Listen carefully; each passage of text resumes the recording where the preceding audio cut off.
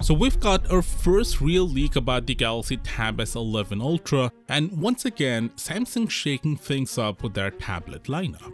What's up guys, Sal here. So if you followed Samsung's tablet game over the years, you probably know the drill. They usually drop 3 flagship tablets: the base model, the Plus, and the Ultra. But last year, for some reason, they skipped the base model entirely. We only got the S10 Plus and the Ultra. Well, 2025 isn't holding back on the surprises. According to Android Authority, the internal model numbers have surfaced and they reveal that Samsung is sticking with 2 flagship tablets again, but this time they're flipping the lineup in reverse. The Galaxy Tab S11 base model is making a return, but the Plus version is nowhere to be found. And yes, the Ultra is still part of the package because of course it is. But that's not all. Samsung's also working on a Tab S10 Lite, which will be positioned even below the Fan Edition tablets. This new Lite variant will be powered by the Exynos 1380, the same chip that's popped up in other budget-friendly Galaxy devices. Now let's talk about the big one, the Galaxy Tab S11 Ultra.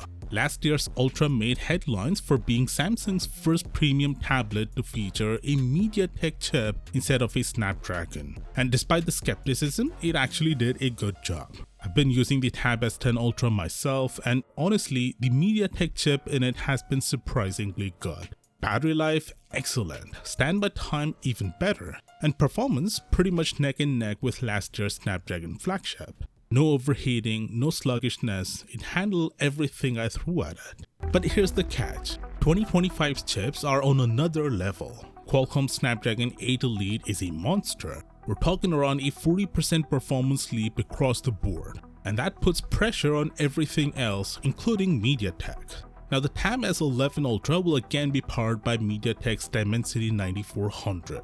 And yeah, the Dimensity 9400 is no slouch. It's a top tier chip that will be more than enough for most people. But when you put it side by side with the Snapdragon 8 Elite, the difference this year is noticeable, unlike last year where things were much closer.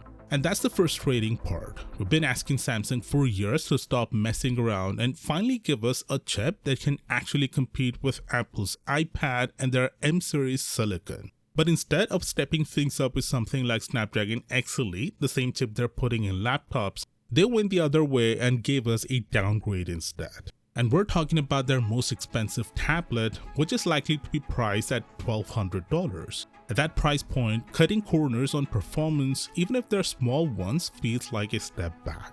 But enough about the chips, what else do we know?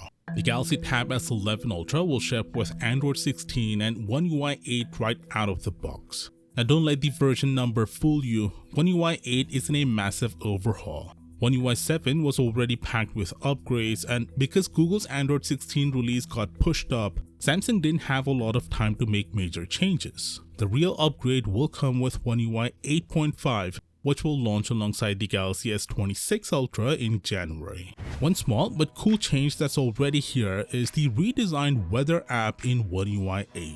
Samsung's added 3D elements and interactive visuals, so if it's raining, your little avatar might show up with an umbrella or a jacket. It's a neat touch, and the updated APK is already floating around online, so if you want to try it out early, you can download the APK from the description down below. Also worth noting, the Tab S9 and S10 lineup have started getting the stable One UI 7 update. It's a hefty 5GB download and comes with April security patch. The rollout has started in South Korea, but other regions should see it soon. And lastly, if tablets are your thing, you might want to check out Samsung's upcoming trifold phone that basically turns into a 10-inch tablet. Click right here for all the details, and I'll see you there.